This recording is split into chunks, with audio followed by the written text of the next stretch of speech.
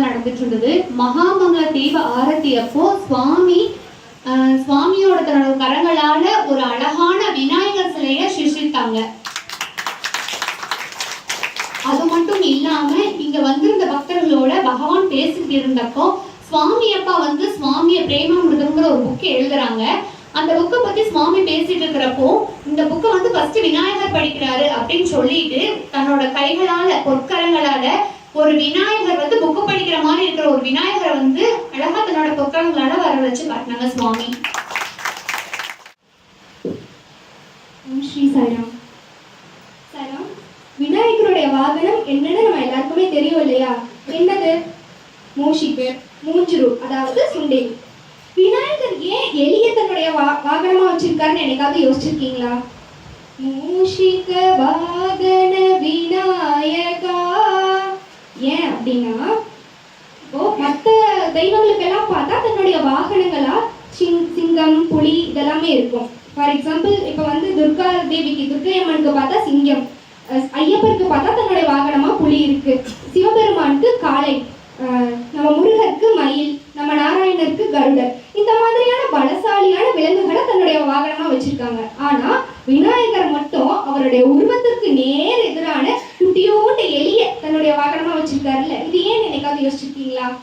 ஏன் அப்படின்னா, அந்த வாகனங்களால அந்த தெய்வங்களுக்கு பெருமை இல்லை, அந்த தெய்வங்களால தான் அந்த வாகனங்களுக்கு பெருமை. இப்போ விநாயகர் மூஷிகரை தன்னுடைய வாகனமா வைக்காட்டி நம்ம யாராவது எலிய போய் சாமின்னு சொல்லி கும்பிட்டு வணங்கிட்டு இருப்போமா? இப்போ வீட்லயே எலி தொல்லை இருக்கு அப்படின்னா நம்ம 3 ரூபாய் சுண்டெலி நம்ம அடிக்க மாட்டோம். அது சாமி எலி, அடிக்கக்கூடாதுன்னு சொல்லுவோம் இல்லையா?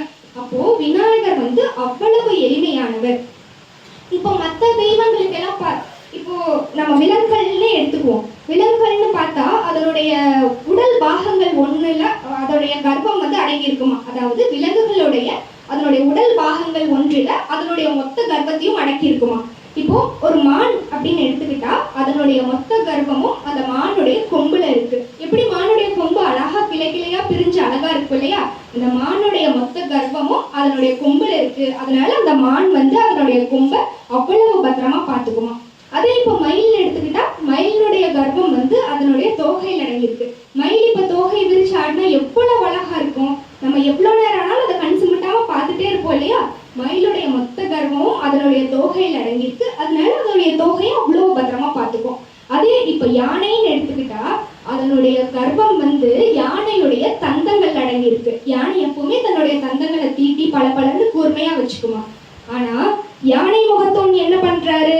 தன்னுடைய தந்தங்கள்ல ஒன்றை உடைத்து மகாபாரதம் எழுதுறாரு. அதாவது தன்னுடைய அழகு, கௌரவம், கர்ப்பம் இதையெல்லாம் உள்ளடக்கி இருக்கிற தன்னுடைய தந்தத்தை விட உலகத்துக்கு தர்மத்தை தரக்கூடிய ஒன்றுதான் பெருசுன்னு அவர் அந்த இடத்துல நிரூபிக்கிறார் இல்லையா? மகாபாரதம் நூல் எழுதுனது விநாயகர் அவருடைய தந்தத்துல.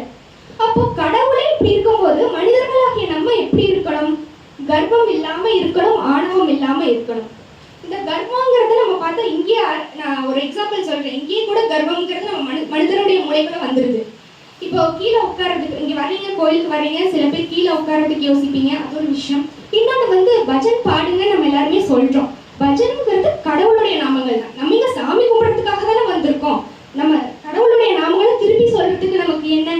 இங்க நீங்க ஆன்மீகத்துக்கு வந்துட்டீங்கன்னா நீங்க சுயநலமா தான் இருக்கணும். நீங்க உங்களுக்காக வேண்டிக்கணும். அடுத்தவங்க என்ன பண்றாங்க, அடுத்தவங்க நம்மளை பாக்குறாங்களா, அதெல்லாம் கிடையவே கிடையாது. இங்க நீங்க தாராளமா வாய் விட்டு பாடலாமே, இதுல என்ன இருக்கு?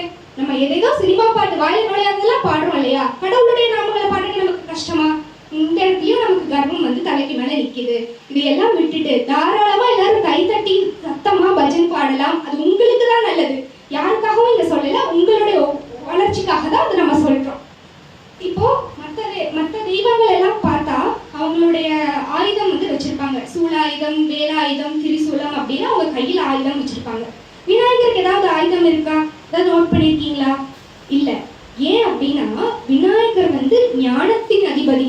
அவருக்குள்ள அவ்வளவு நாலேஜ், அவ்வளவு ஞானம், அவ்வளவு அதிக கணக்குல வச்சுக்கிட்டு ஒண்ணுமே தெரியாதவர் மாதிரி போய் அரச மரத்தடியில் அமர்ந்திருக்கார் இல்லையா? அப்படிதான் இவர் நினைச்சாருன்னா எந்த நேரத்துல எதை வேணாலும் தன்னுடைய ஆயுதமா பயன்படுத்துவாராம். ஒரு முறை ஒரு அரக்கன் கூட போரிடுற நிலைமை விநாயகருக்கு வருது. அப்ப என்ன பண்றாரு? தன்னுடைய தந்தங்கள்ல ஒன்றை உடைத்து அந்த அரக்கனை குத்தி கொண்டுட்டு அந்த போர்ல விநாயகர் ஜெயிச்சிடுறாரு. அப்ப அப்ப விநாயகர் எவ்வளவு அறிவாளி, எவ்வளவு எளிமையானவர். நம்ம விநாயகர் எளிமையானவர்னு பார்த்தோம். அதே மாதிரி அவரை வழிபடுறது ரொம்ப ரொம்ப எளிமை. இப்ப நம்ம விநாயகருக்கு நம்ம எளிமையான ஒரு அருகம்புல் இல்ல எருக்கலம்பு மாலையை கொடுத்தாலே போதும். இப்பதான் அருகம்புல் எருக்கலம்புங்கிறதெல்லாம் இல்லாமே போயிடுச்சு. ஆனா அந்த காலத்துல எல்லாம் அது சும்மா ரோடு சைட்ல முளைச்சு வர்ற ஒரு தாவரம் தான். அதை நம்ம விநாயகருக்கு கொடுத்தாலே போதும். இப்போ சொல்லுவாங்க பத்திரம் புஷ்பம் பழம் தோயம் அப்படின்னு. பத்திரம்னா இலை, புஷ்பம்னா பூ, பழம்னா கனி, தோயம்னா தண்ணீர். இந்த 4 விஷயத்த நம்ம கடவுளுக்கு படைச்சாலே போதுமானது. அதாவது நம்ம முழு மனசோட கடவுளுக்கு படைக்கணும். இப்போ நம்ம சொல்றோம் நம்ம என்னென்னமோ படைக்கிறோம். அதாவது சரி நான் ஆடு வெட்டி கடவுளுக்கு படைக்கிறேன், கோழி வெட்டி கடவுளுக்கு படையலிடுறேன்ட்டு. அது சொல்ல போனா உண்மையாலுமே அதெல்லாம் வந்து மனிதர்கள் உருவாக்கிக்கிட்ட ஒரு முறை. அதெல்லாம் முட்டாள்தனமும் கூட. ஏன்னா அந்த ஆடுங்கிறதும் ஒரு உயிர், கடவுளால இந்த உலகத்துல படைக்கப்பட்ட ஒரு உயிர். அதை எடுக்கிறதுக்கு மனிதர்களாகிய நமக்கு எந்த உரிமையும் கிடையாது. அப்போ நம்ம இந்த மாதிரி பண்றதுனால நம்ம புண்ணியத்தை சேர்த்திக்கிறோம். நான் கிடா வெட்டி கடவுளுக்கு படைக்கிறேன், புண்ணியத்தை தேடிக்கிறேன்னு பார்த்தா உண்மையாலுமே இதனால நம்ம பாவத்தை தான் தேடிக்கிறோம். படையல்னு சொல்றோம், கடைசியில நம்ம தான் அதெல்லாம் எடுத்து சாப்பிடுறோம். அதனால இந்த மாதிரி விஷயங்களை செய்ய வேண்டாம்.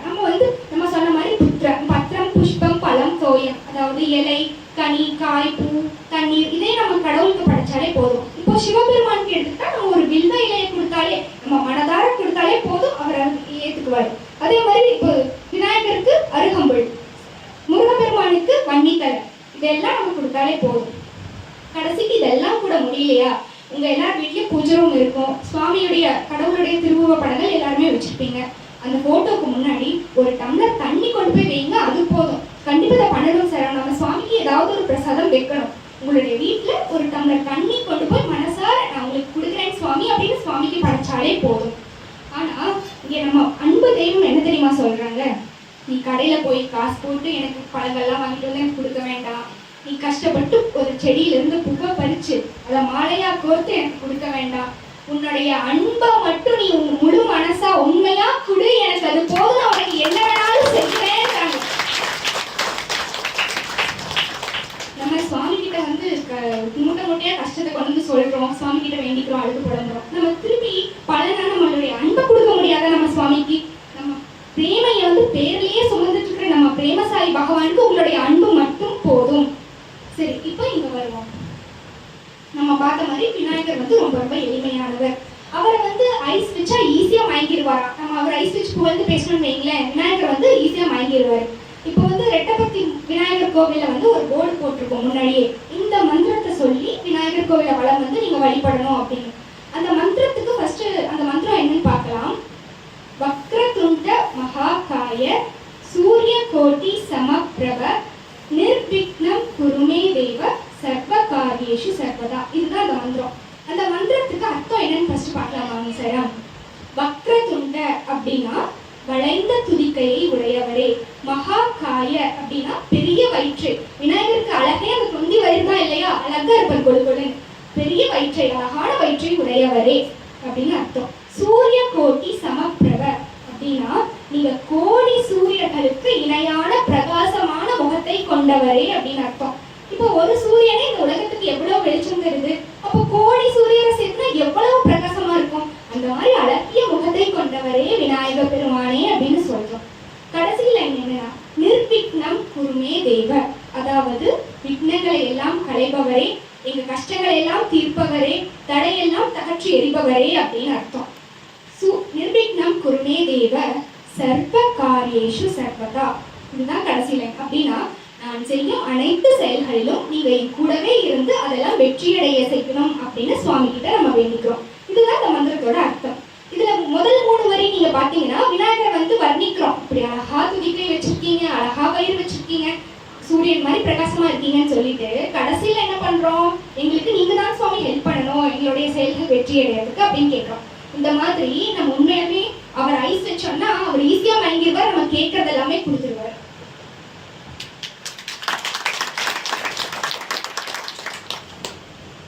ரெட்டப்பத்தியில வந்து ஆலயங்கள் கட்ட நீங்க எல்லாருமே பார்த்துருப்பீங்க. விநாயகர் கோயில் இருக்கு, முருகர் கோயில், சிவன் கோயில், சனீஸ்வரர் கோயில், அங்க சிவலிங்கம் எல்லாமே இருக்கு. ரெட்டப்பத்தியில ஆலயங்கள் கட்ட ஆரம்பிக்கும் போது முதல்ல விநாயகர் கோவில்ல இருந்து தான் சுவாமி வந்து துவங்கி வச்சாங்க. ஏன்னா நம்ம எந்த செயல் செய்யறதுக்கு முன்னாடியும் விநாயகர் வழிபட்டுட்டு அது துவங்கணும். அப்போ அந்த விநாயகர் கோவிலுக்கு அஸ்திவாரம் எடுத்தப்பவே நம்ம பகவான் அவங்களுடைய அற்புதங்களை துவங்கிட்டாங்க. என்ன ஆச்சு அப்படின்னா, விநாயகர் கோவிலுக்கு அஸ்திவாரம் எடுத்த அந்த குழியில ஒரு பக்கம் முழுவதும் விபூதியா, ஒரு பக்கம் முழுவதும் குங்குமமா தன்னுடைய 2 பொற்கரங்களால வர வச்சு சிருஷ்டி பண்ணி போட்டது. 50 கிட்டத்தட்ட 100 கிலோ இருக்கும் அன்னைக்கு நடந்தது மட்டும். அது இன்னுமே சுவாமி ரூம்ல இருக்கு. அங்கேயே நம்ம சுவாமி வந்து தன்னுடைய அற்புதங்களை துவங்கிட்டாங்க. அப்புறம் என்னாச்சு அப்படின்னா, விநாயகர் கோயில் கட்ட ஆரம்பிச்சதுக்கு அப்புறம் அந்த கோயிலினுடைய 8 திசைகளிலும் சுவாமி தன்னுடைய பொற்கரங்களால வர வச்ச ருத்ராட்சங்கள் 8 திசையிலும் பதிக்கப்பட்டிருக்கு. அதே மாதிரி நீங்க விநாயகர் கோயிலுக்கு போயிருந்தா தெரியும், விநாயகர் கழுத்துல ஒரு ஸ்படிக மாலை இருக்கும். அதுவும் நம்ம பகவான் தன்னுடைய பொற்கரங்களால வர வச்சு விநாயகருக்கு அணிவித்த மாலை. இப்படி விநாயகர் கோயில மட்டும் இல்லைங்க சார், உங்க ரெட்டப்பத்தில் இருக்கிற எல்லா கோயில்களுக்கும் சுவாமி பல அற்புதங்களை பண்ணியிருக்காங்க. ஒரு பாசிட்டிவ் எனர்ஜி கொடுத்து வச்சிருக்காங்க. அதனாலதான் சொல்றோம், நம்ம ரெட்டப்பத்திக்கு பக்தர்கள் வந்தா ஃபர்ஸ்ட் போய் எல்லா கோயிலையும் வழிபட்டு அதுக்கப்புறமா நம்ம சுவாமியை வந்து பார்க்கணும் அப்படின்னு. ஏன்னா உங்களுக்கு எவ்வளவு நெகட்டிவிட்டி இருந்தாலும் சரி, எவ்வளவு கஷ்டம் இருந்தாலும் சரி, நீங்க கோயிலுக்கு உள்ள போகும்போதே அந்த பாசிட்டிவ் எனர்ஜி தன்னால வந்துடும். அதனாலதான் உங்களை வந்து ஃபர்ஸ்ட் எல்லா கோயிலுக்கும் போயிட்டு வாங்கன்னு சொல்றது. கண்டிப்பா நீங்க எல்லா கோயிலுக்கும் ரெட்டப்பத்தி வந்த உடனே எல்லா கோயிலுக்கும் போங்க. உங்களுடைய கஷ்டங்கள் இருந்துச்சுன்னா அங்க சுவாமி முன்னாடி உட்காந்து வேண்டிக்கோங்க, கண்ண மூடி வேண்டிக்கோங்க.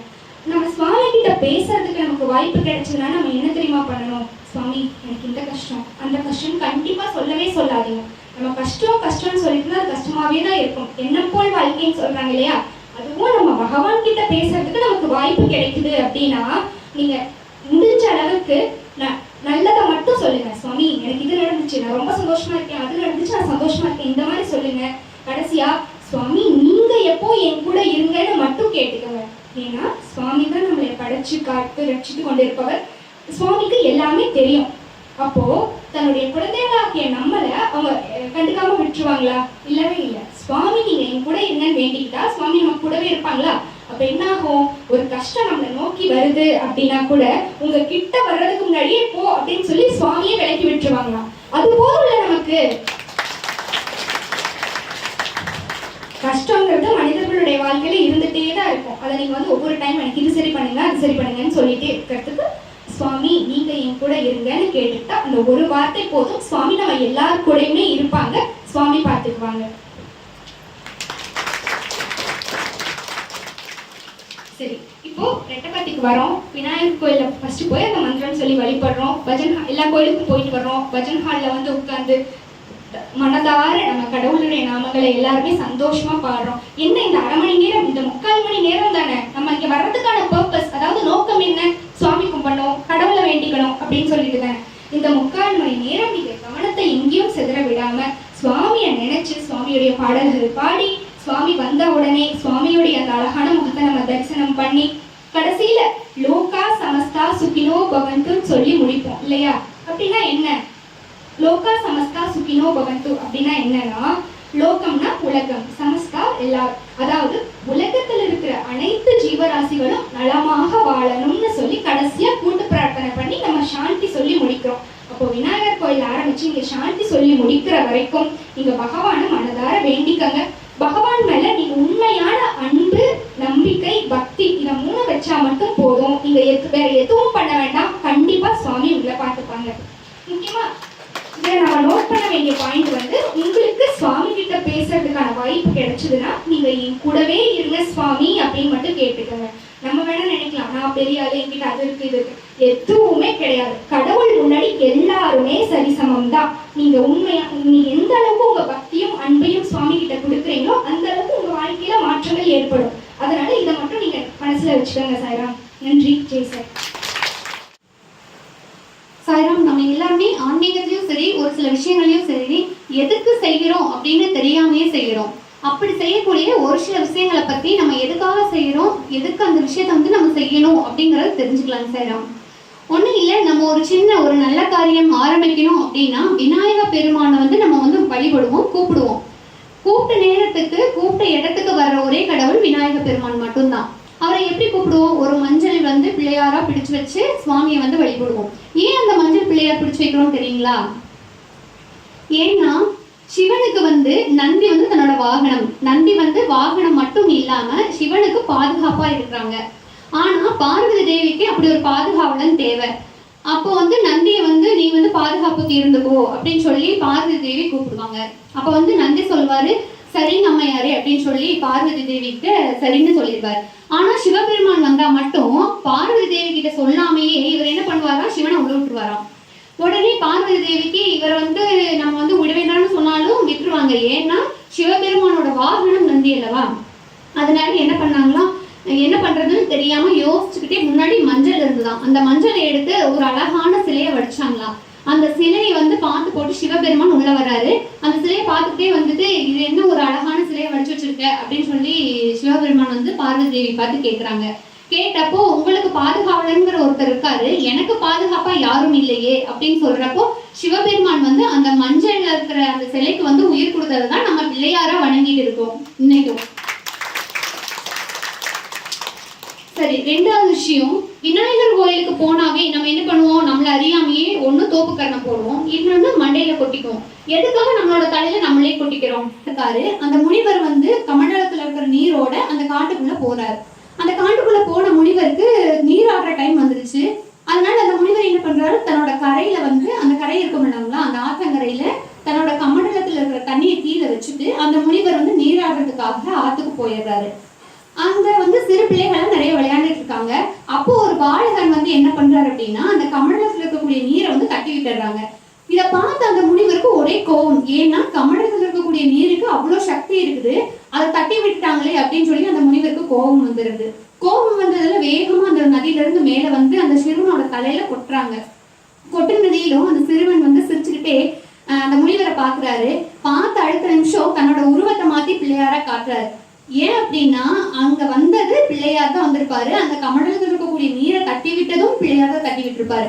அதை பார்த்ததுல அந்த முனிவருக்கு ஐயோ சுவாமியை நம்ம கொட்டிட்டோமே அப்படின்னு சொல்லிட்டு அந்த இடத்துல விநாயக பெருமான் கிட்ட ஒரு வரம் கேட்பாரு. என்னன்னா, யாரெல்லாம் உங்களை பார்த்து தங்களோட தலையில கொட்டிக்கிறாங்களோ அவங்களுக்கு ஞானத்தை கொடுங்க சுவாமி அப்படின்னு அன்னைக்கு கேட்டதுதான் இன்னைக்கு நம்ம விநாயக பெருமானை பார்த்து நம்ம தலையில கொட்டிக்கிறோம். அப்படி கொட்டுறப்போ சுவாமி சொல்லுவாங்களாம், நான் என்னோட மேல சரணாகதி அடைஞ்சிட்டு இல்லவா, அதனால கண்டிப்பா உனக்கு ஞானம்ங்கிறது கிடைக்கும் அப்படின்னு சொல்லி சொல்லுவாங்களா. அது மட்டும் இல்லாம வேதத்தை முழுசா படிச்சதும் முழு அர்த்தத்தோட தெரிஞ்சதும் விநாயக பெருமானும் ஆஞ்சநேயர் மட்டும்தான். அதனாலதான் சுவாமி எனக்கு அறிவு கொடுங்க அப்படின்றதுக்காக நம்ம தலையில கொட்டிக்கிறோம்.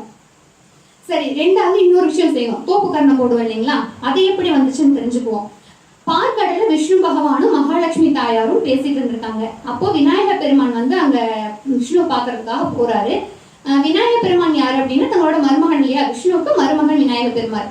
சரின்னு சொல்லிட்டு அங்க போறாங்க. அவங்களை வந்து சந்தோஷப்படுத்தணும் இல்லையா, கடவுளா இருந்தாலும் சந்தோஷப்படுத்தணும். யார் நம்ம வீடு தேடி வந்தாலும் நம்ம வந்து அவங்களை சந்தோஷப்படுத்துவோம் இல்லையா, அதே மாதிரி விஷ்ணு பகவானும் அங்க இருக்கிற வந்து சாப்பிட்றதுக்கான பொருள்களை அவங்கள விளையாட்டு காட்டி சிரிக்க வச்சு இப்படி பண்ணிட்டு இருக்காங்க.